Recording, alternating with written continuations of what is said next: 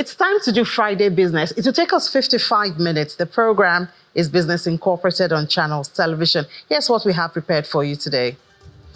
We put our eyes on the rand and the status of small businesses in South Africa. We have their GDP improve. Corporate Affairs Commission is threatening to shut down unregistered POS businesses in Nigeria. We'll get reactions to that. Another restructuring in Ghana. Bondholders have been invited by the government.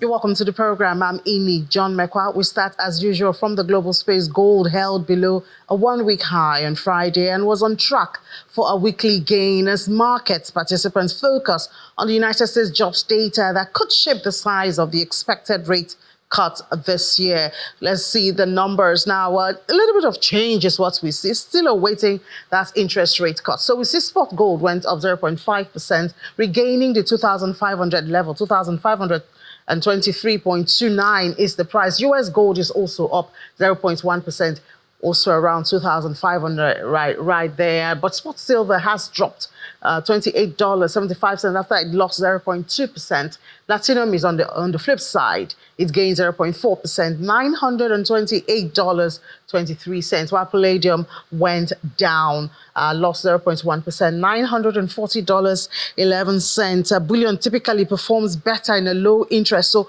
I mean, the market is anticipating that cut that's being expected. Data on Thursday yesterday showed that the U.S. private employers hired the fewest number of workers in 3.5 years. That's happened in August, while the number of Americans filing new applications for jobless benefit declined, meaning that the market is booming. That's a job market is doing well. And all of this obviously is counting down to that interest rate cut that's supposed to happen this month.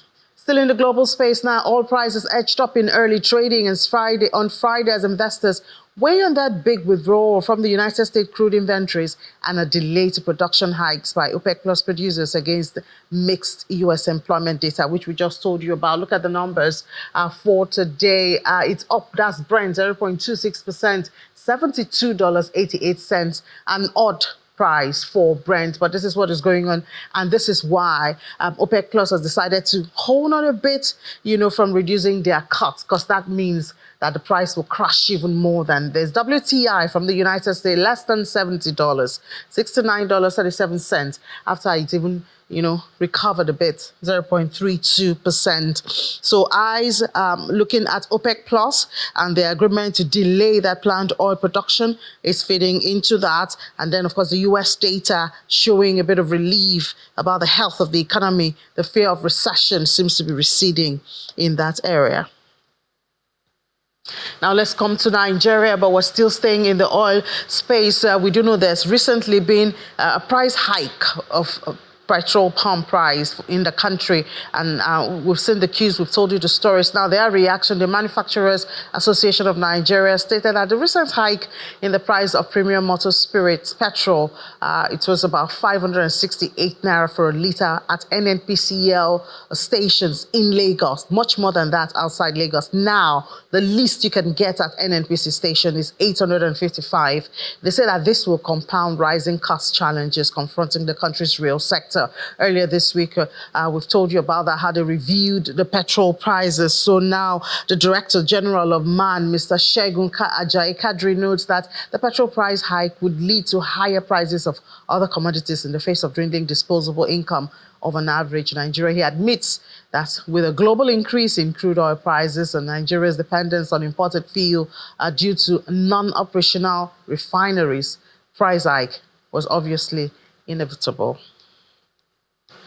Now, we're still staying in the oil space. The federal government is committing to increase the production of crude oil to 2 million barrels a day by December this year. We will remind them we are counting down, and this is to enable the country to raise the much-needed resources because of the current economic realities. The Minister of State for Petroleum Resources for Oil, Mr. Heineken Lukwobiri, announced this when he met with the management team of one of the local oil producers. Mr. Lukwobiri pledged that the federal government support for all players to ensure that there's increase of the nation's crude oil production.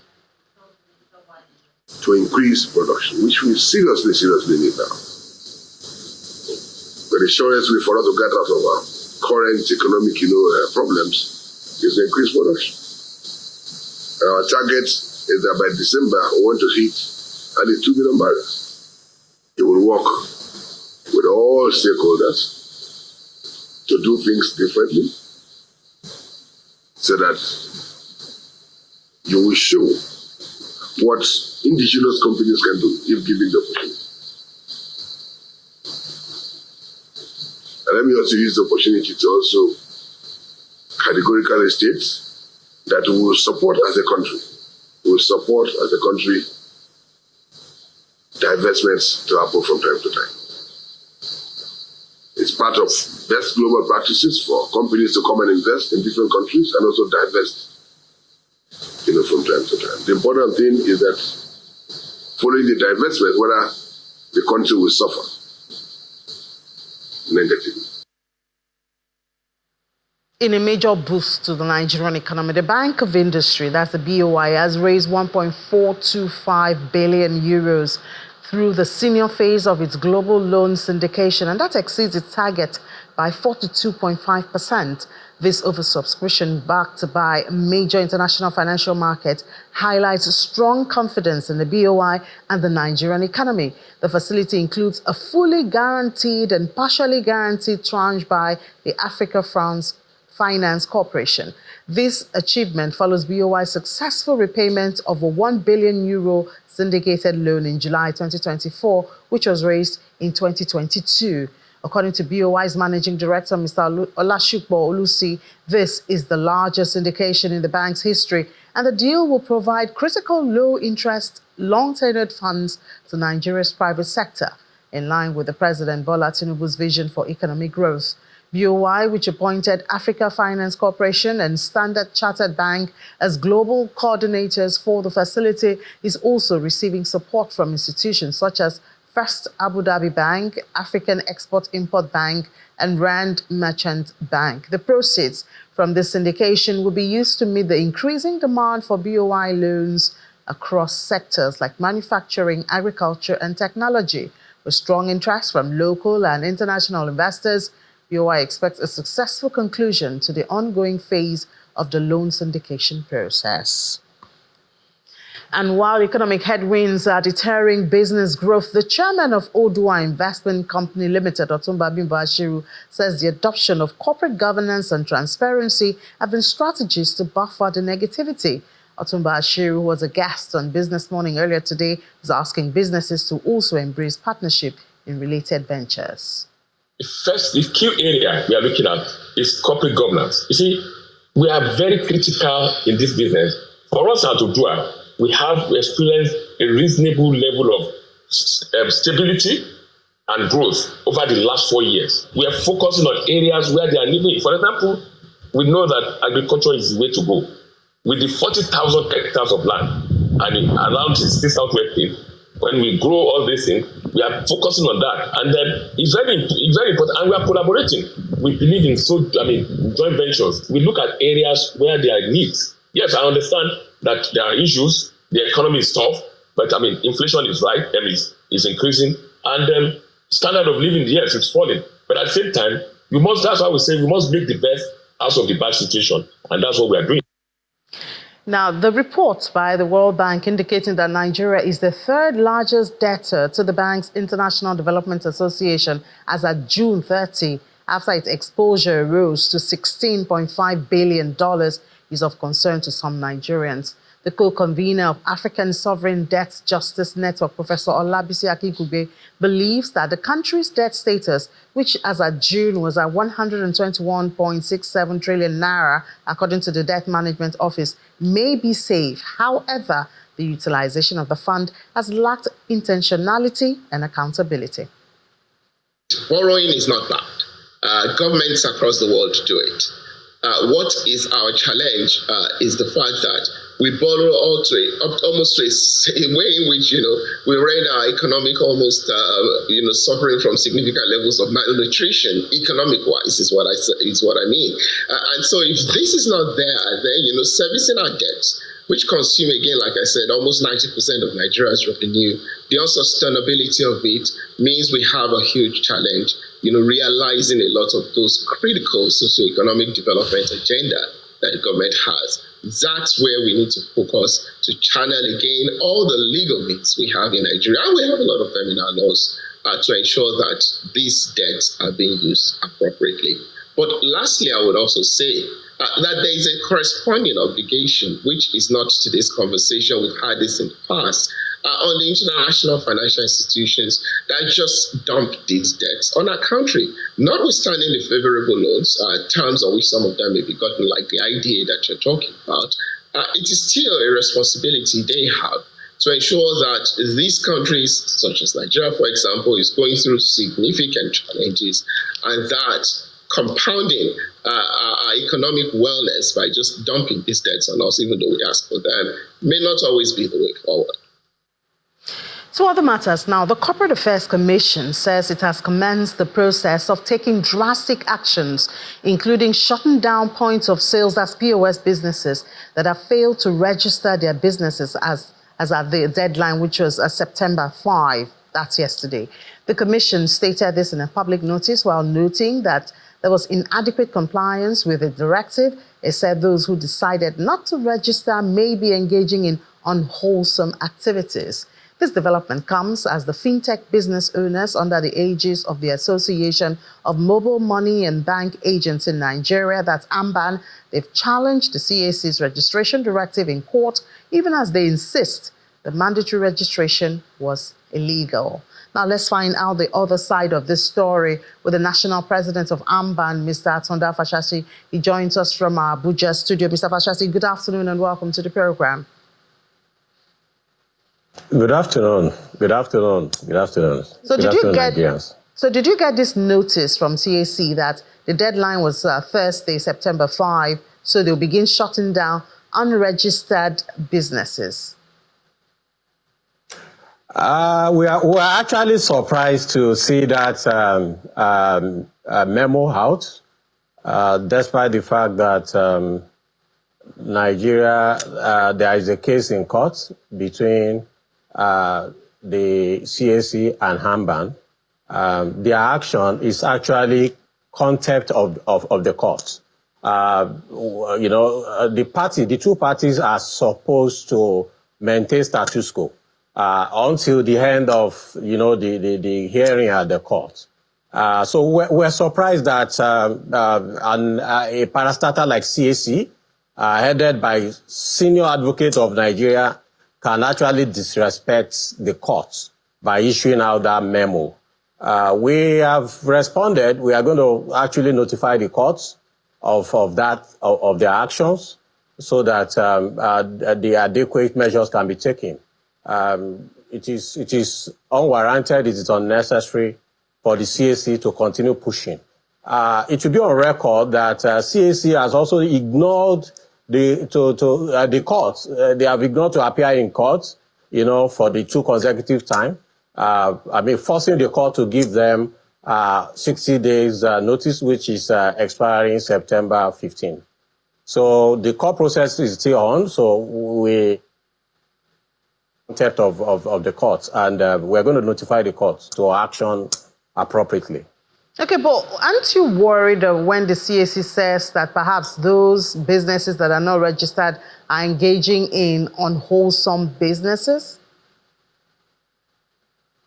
Okay, it's actually a propaganda for CAC to be attaching registration of POS agents to security or fraud in our space, because it has nothing to do with fraud. Their own agenda is more of transactional. It's actually not about curbing the fraud, because there are a lot of registered businesses today with CAC numbers, and they are committing high fraud. Go and check EFCC cases, ICP cases.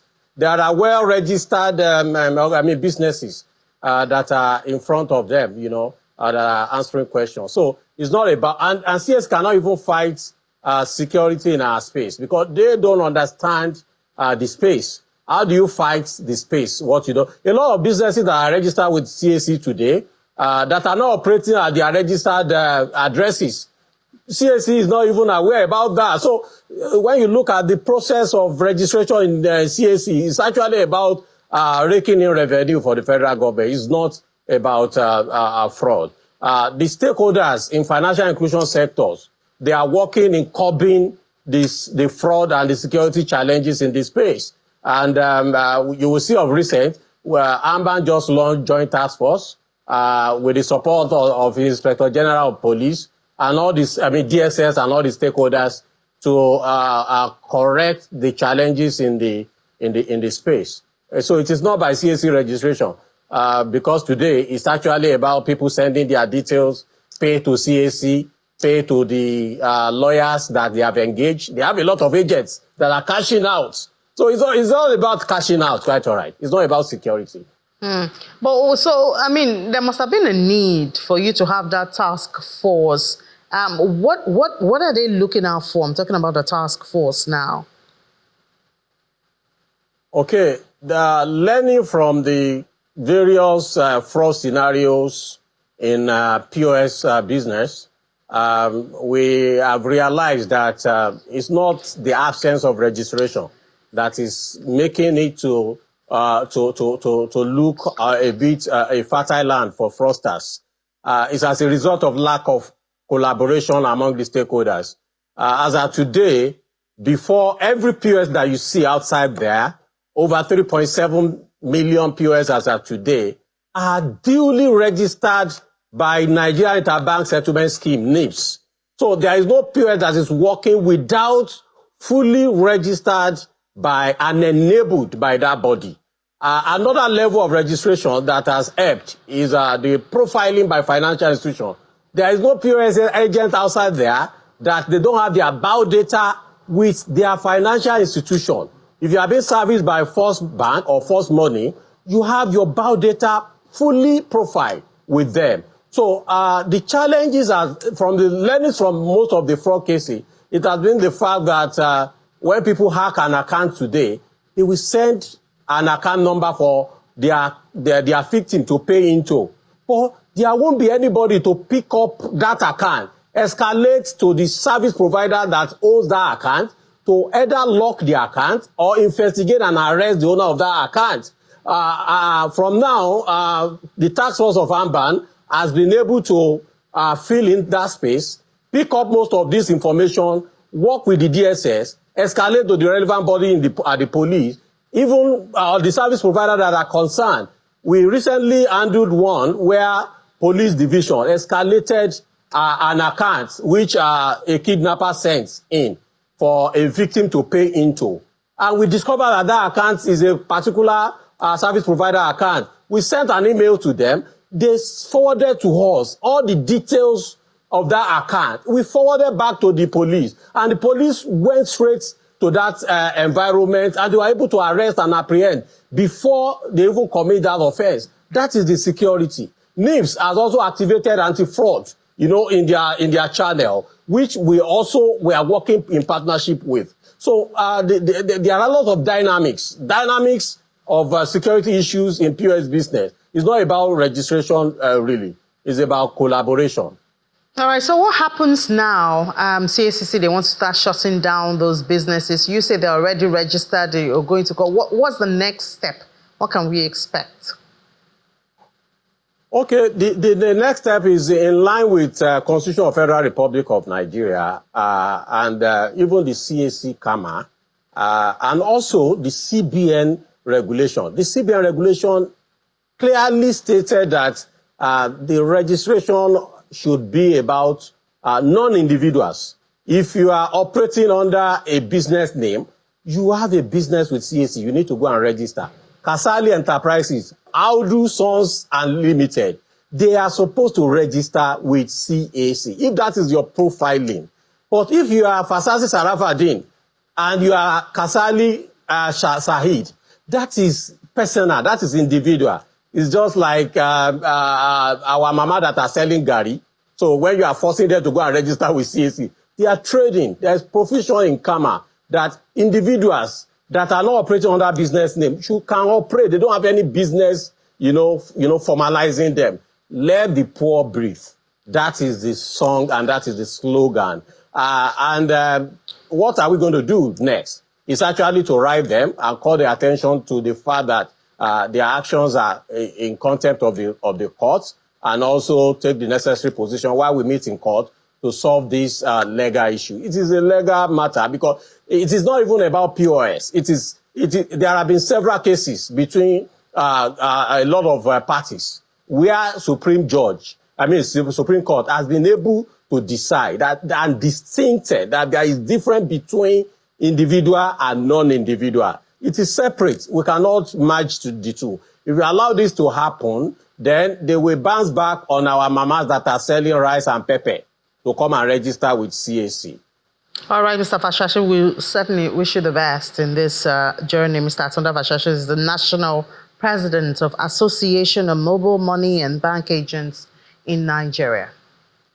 All right, so let's take a break now. When we come back, we'll head to the market, see the numbers, and bring up a conversation. Stay with us. You're welcome back. Still watching Business Incorporated on Channels Television, and it's time to go to the market. I have a smile on my face because the NGX has recovered. We're still at 96, but we gained 0.20% intraday. Thank God for that. And then for South Africa, it's down. It's on the flip side, 0.53%, 81,709. Before we go further, let's stay on Nigeria and talk about the bonds market. We know that the September savings bonds, I think it closed yesterday. And then there's also the Sukuk. We tend to forget that, but that's a very purposeful borrowing, and so an interesting one always. And we've seen the results, especially if you're in Lagos, you would, if you're on the island around Marina, you would see some of those infrastructures put the Sukuk. Result of this Sukuk bond. So it makes it really interesting when you see the results of those borrowing. Let's discuss this with Akpewe. Akpewe Oputu is a chief dealer at Lotus Bank. Akpewe, good afternoon. Good afternoon. Yeah, so I wonder how the September savings bond, how did that do? I know the 3-year security was supposed to have about 18.2. I believe the response was positive as usual. So the auction is supposed to close today. So the settlement will happen next week on the 11th. So we were yet to see the outcome on the subscription for the savings bond. Yes, you are right. The 3 years is anticipated to close around 18.2%, and the 2 years anticipated to close around 17.2%. What is really fascinating about the savings bond is the number of times the coupon will be paid on the bond. Unlike the other bonds you have in the market, for the savings bond, the coupon is actually paid 4 times in a year. So it actually gives investors cash flow for their investments. Yeah, interesting. I'm sure sometime next week you would see the result. But I mean, I'm almost positive that it's going to be oversubscribed as usual. But let's look at the Sukuk bond, which doesn't seem to come as often as personally I would have loved to, because we do see the infrastructure that is being used to, but is being used for. But tell us about the issuance in Q4. Okay, so if you follow the Sukuk bond market, you notice that the calendar for the issuance usually comes towards the fourth quarter. So we expect that the calendar will be released very soon, sometime in October, and we'll see what the issuance will look like for the Sukuk this year. But worthy of note is that the 2024, which is the first ever issued Sukuk, it was issued 7 years ago in 2017, is due to mature in September 26. So we expect to see a repayment for that Sukuk bond. A total of 105 billion was offered and subscribed to at the time. So we'll see that float come into the market. And once we see what the repayment is for the market, it will actually encourage investors for the new calendar that is expected to come out. So we'll see where the investors play on that. Yeah, but give us a bit of idea, perhaps what you have heard, being a player in that line, in that market. Do we have an idea of the rate? I'm sure it's going to be comparable to the prevailing rates at this time. Yeah, so the same investors we have playing out in the FGN bond space are the same investors you see in the savings bond space, in the NTB space. So we have the same set of customers. And we expect to see that when the Sukuk calendar is released eventually, we will see yields trade as high as 18% levels, and that depends on the tenor that will be released. So for a 10-year paper, just as the FGM bond 2033 bond is trading, we expect to see at least above 20% levels on Sukuk issuances this year. Any idea of the issuance period, the security period? For instance, the saving bonds max is 3 years. Any idea of, what to expect? Okay, so we've been engaging stakeholders, and that includes the DMO and the central bank. We're hoping that we can see shorter tenors in the Sukuk markets now, even though they've issued 6 so far. And the lowest tenor we've seen is 7 years. The highest we've seen is 10 years. So while we're looking to see 4 years or 5 years paper, we expect that even if they come into the market, we'll still see something between the 7 to 10-year paper. So we're still engaging stakeholders to see what will be released in this calendar. So I guess the length of the security is because it's tied to infrastructure. So, I mean, these things take a lot of time, but also help us to understand how, as an investor, I can monitor the usage of those funds. I mean, because they're normally tied to one infrastructure or the other. How can I monitor to ensure that really it's being channeled to what it was purposed for?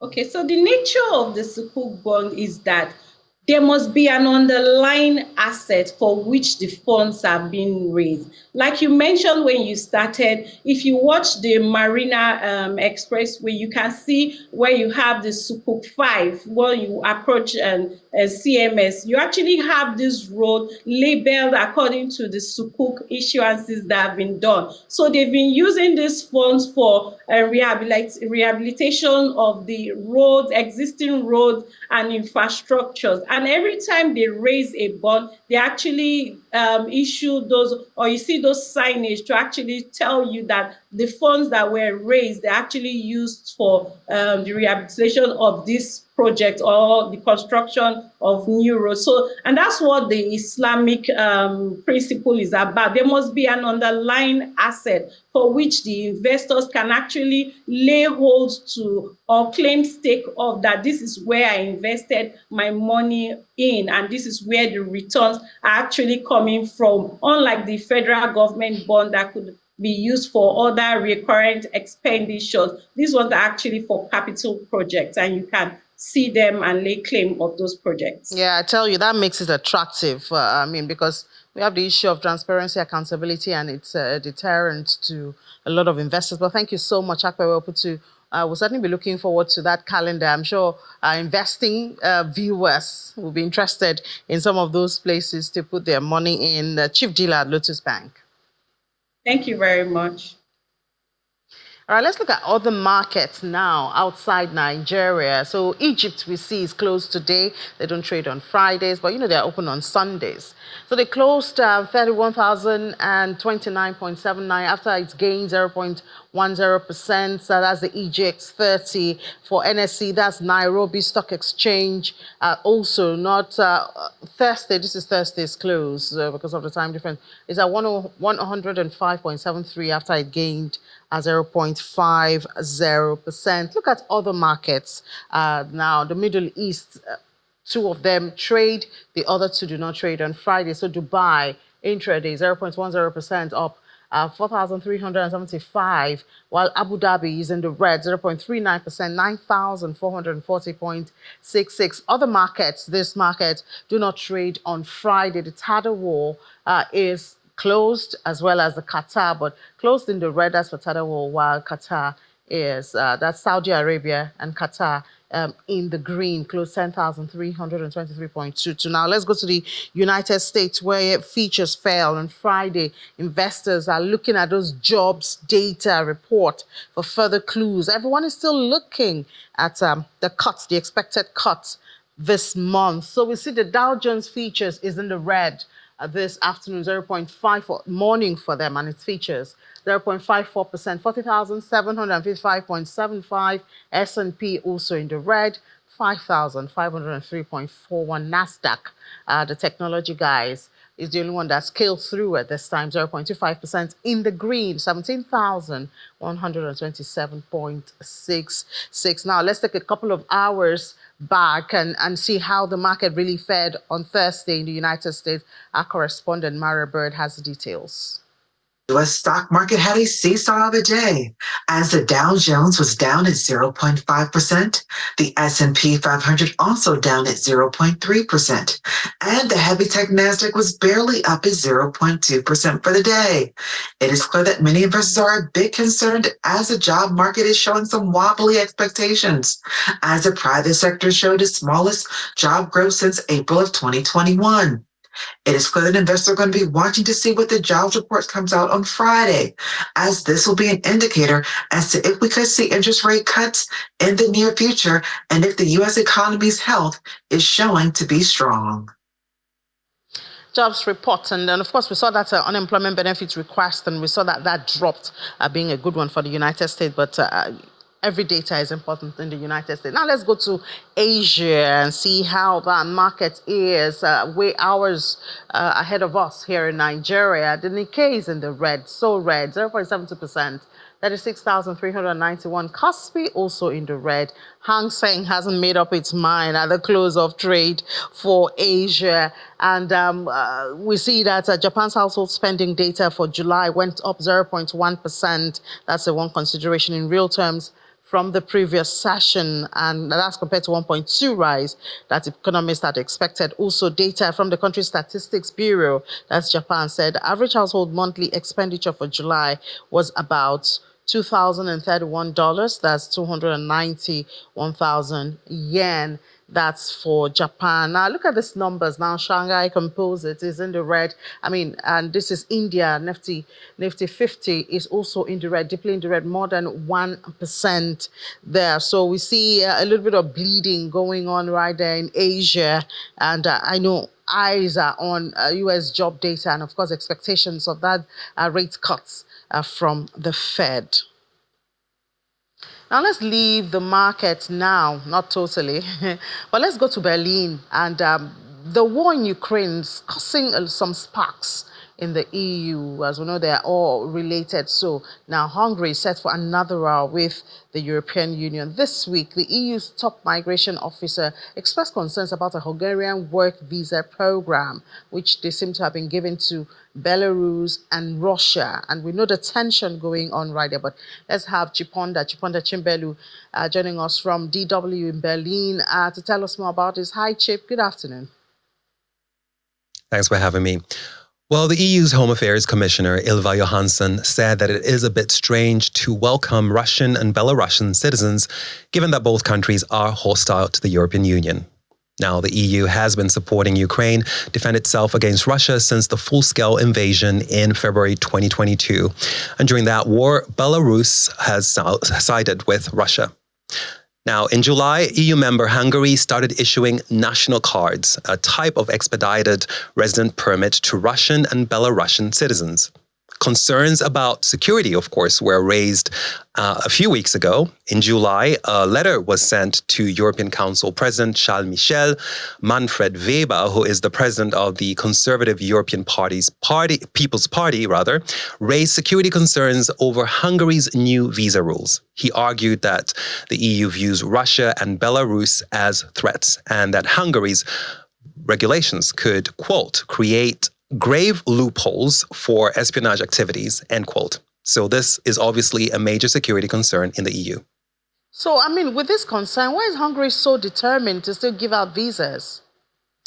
Well, the easing of restrictions could also help the Hungarian authorities. They are actually trying to attract Russian and Belarusian workers because, of course, most EU countries need more labor. But it's not just about that. Russian workers in particular could help with the construction of a nuclear reactor.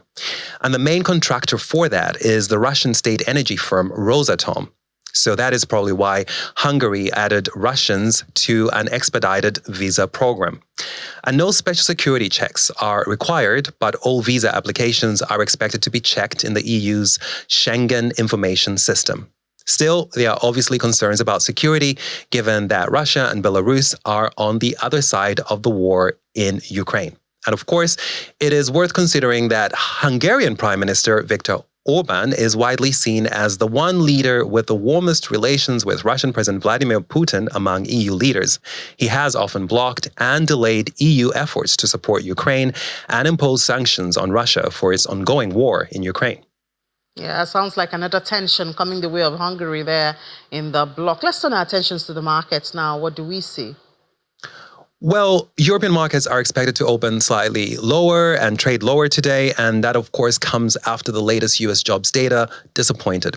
Now, in August, U.S. companies created fewer jobs than analysts had expected, so markets will be looking for more clarity today. The U.S. government is set to release the official labor market report. Now, that will help investors figure out whether they should be putting bets on the U.S. slashing interest rates by 0.25% or 0.5% later this month. And here in Europe, Germany's latest export figures and industrial production have been released. Now, in July, exports rose more than expected to 1.7% on the month, but production was down 2.4% when compared to June. So, a kind of a mixed picture for the German economy, at least from those two numbers. Yeah, thank you so much, Chip, and have a great weekend. Let's go all the way to South Africa now. We have our eyes on small businesses. We did see an improvement on the GDP of that country, about 0.4% at this time for July. I wonder if that's feeding into the activities and the economy of small businesses. We'll have our correspondent, Innocent Semusa, now joining us to give us updates live from Johannesburg. Hi, Innocent. Been a while since we had you live, but what's going on? We see improvements in your GDP, but I mean, the thing is, have those numbers turned to, better status for small businesses? Well, a very good afternoon to you, Ini, and our viewers around the world. Indeed, it has been quite some time, and it's good to be with you. It's always good to talk to you. Indeed, lots of moving parts in South Africa in the world of business, as you rightly alluded to. GDP have seen a marginal growth of 0.4%, and I'm saying marginal growth because before the 4 is 0. So it's really a slight growth. But the biggest contributors, of course, were finance and real estate, among others. But this, of course, comes at the back of the improvements of Eskom, where the lights have been on for quite some time. I would say that load shedding has been suspended for quite some time in the country. But also there's issues that has to do with CAC, where President Ramaphosa journeyed to China with his ministers to really try to see if whether or not they can calibrate some sort of mechanism that will allow more exports going into China as opposed to South Africa receiving more from China, because things that we export in here in the country is more or less like celebrity exports, if you like, wine and your coffee, or should I say, coffee and tea. Also, those are some of the things that we export. But there's a little bit of movement in the crypto space. Let me just give you what is happening there. The South African Revenue Services has made significant escalated efforts to enhance tax compliance in the crypto sector. Traders are told that they must comply to avoid severe penalties and legal repercussions. Now, according to some experts, recent developments have seen SARS turn the attention towards crypto traders who are now receiving notices that their taxes affairs are under review. But we heard also from the South African Reserve Bank that they've warned traders that the failure to provide requested information could be deemed a criminal offense under the Tax Administration Act. So they're incorporating AI into this to really crack down on non-compliance. So it does seem as though the wheels of SARS have started to move. Yeah, so I wonder how this is treating all of this, or how the RAND is reacting to this. It seems there's been a bit of stability, I guess. Indeed, in fact, the rand has been performing very well lately. It's 17 rands against the US dollar. However, South Africa's current account deficit narrowed more than expected in the second quarter as the rand price of exported goods, as I've mentioned, and services increased more than that of imports.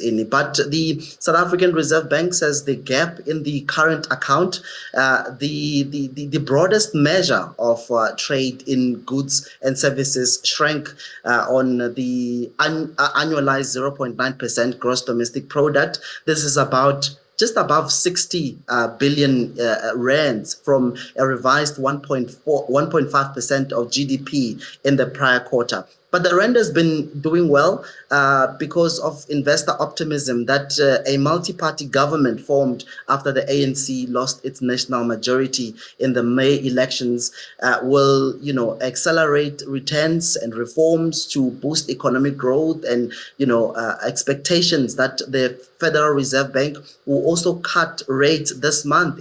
We're expecting them to cut the rates because it does seem as though at the moment the inflation rate is within the target range of the Reserve Bank. So we're expecting them to cut the rates and give a little bit of breather to us as consumers. It has been a challenging time, especially with limited resources like electricity. As I've indicated, before I give it back to you, South African entrepreneurs are not resilient or are not self-sufficient like the Nigeria ones, where they can basically power themselves with generators to continue with business. But here we heavily rely more on Eskom. But now that Eskom has suspended load shedding for quite some time, it does seem as though the country is headed to good steps in it. Yeah, and I bet your GDP for August will not have that marginal growth that you described for July. Come again, Ini? I'm saying, I'm sure you expect that the GDP for August will be much better than that of July. 100%. That's the expectations, and that's what we're expecting. And talking to different economists, that's what they actually projecting, that they would like to see the GDP going up a little bit, because it does seem as though that the electricity deficit, it was really impeding. It was really putting a dent on South Africa's economy. But it does seem as though they are working, and entrepreneurs have been trading. And I see some small businesses that were not on the streets are back on the streets. They've started trading. So it's a step in the right direction. I just hope that as we move into the festive season, because now electricity is there's gonna be more demand for electricity. I just wish that they will be able to find all of those loopholes and make sure that we have power throughout the festive season. Sure, we do hope so with you too. Innocent Semosa, thank you so much, correspondent in Johannesburg, South Africa. Thank you, colleague.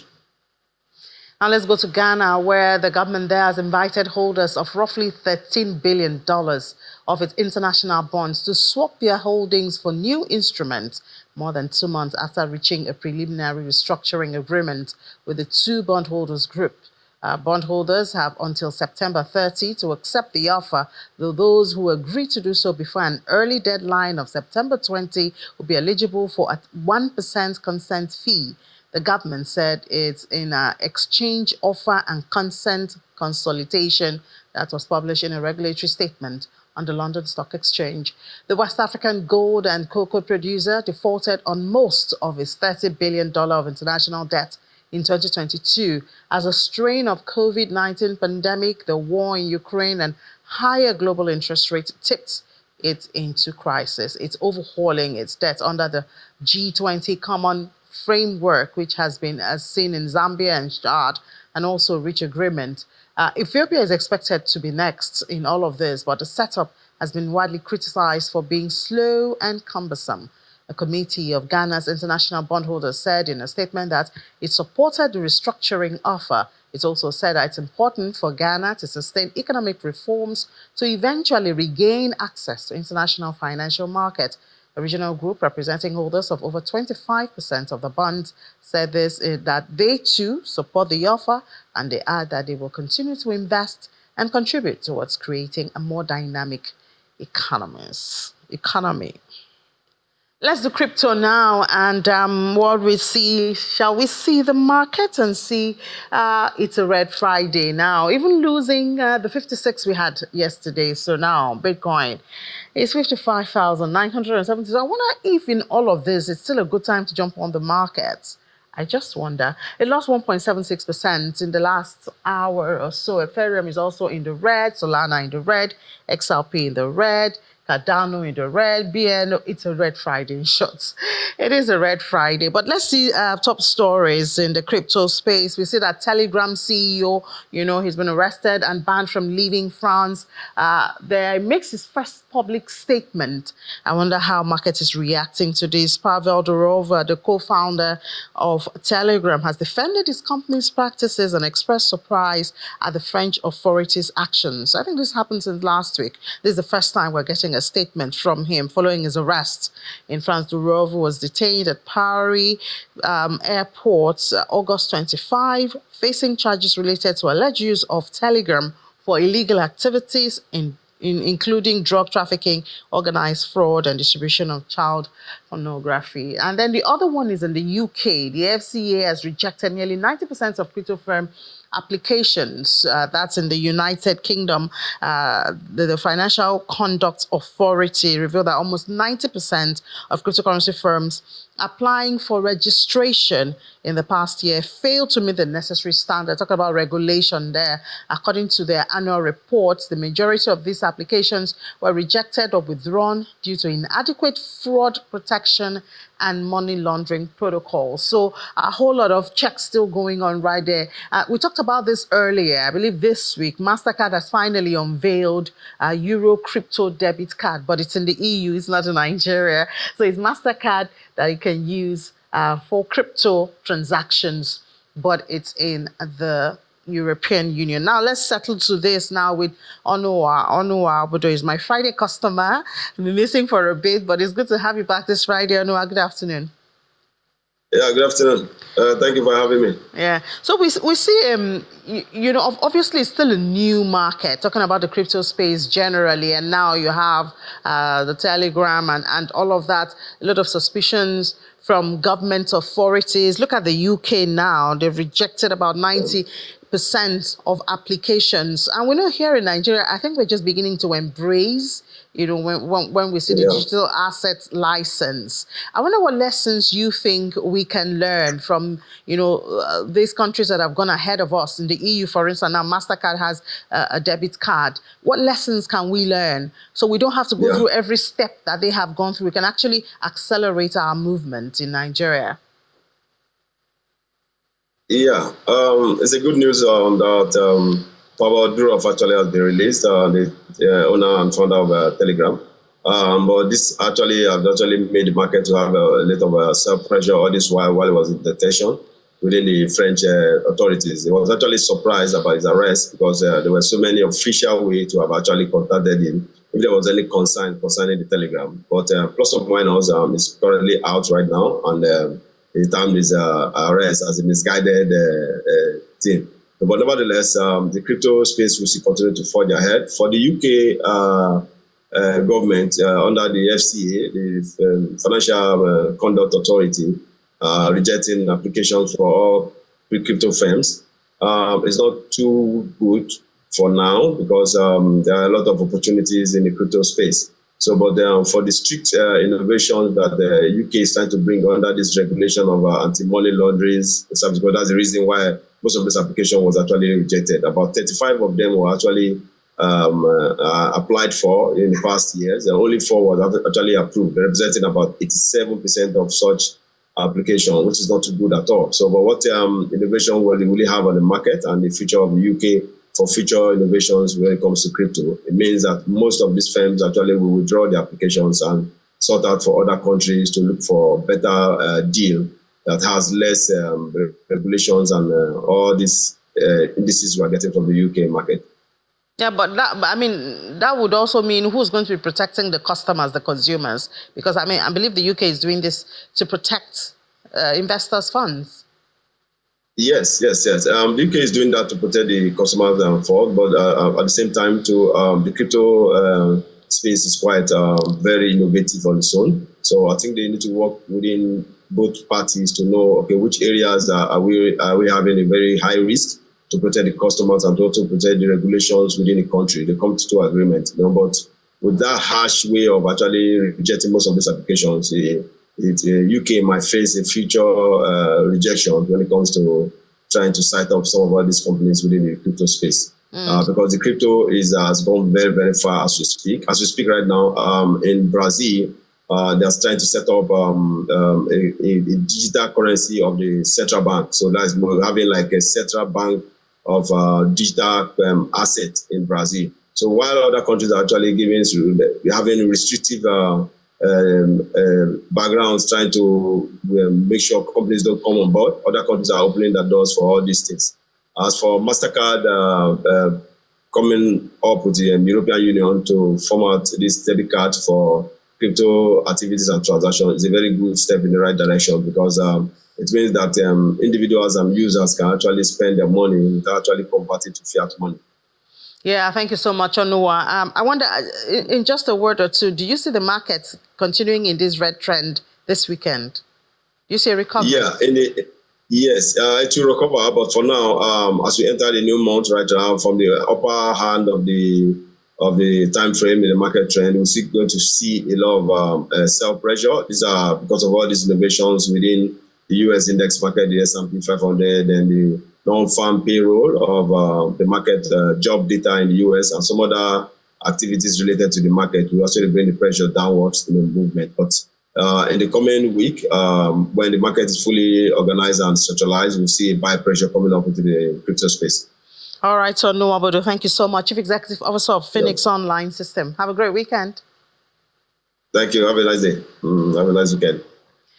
So that's it on the program. Thank you so much. What a week we've had this week. We've gone up and we've gone down, and now we're closing the week for Business Incorporated. But we'll start again next week, God's grace. We'll have a restful weekend, and then we'll start business again. But Will Ibon will not be doing that, because she'll be with you 7 p.m. on Saturday for Capital Markets. She'll give a summary of all that has been happening in the market and perhaps some investment tip. But I'll still see you tonight, 10 p.m. for the Stock Market Report. I'm Mimi John. Bye.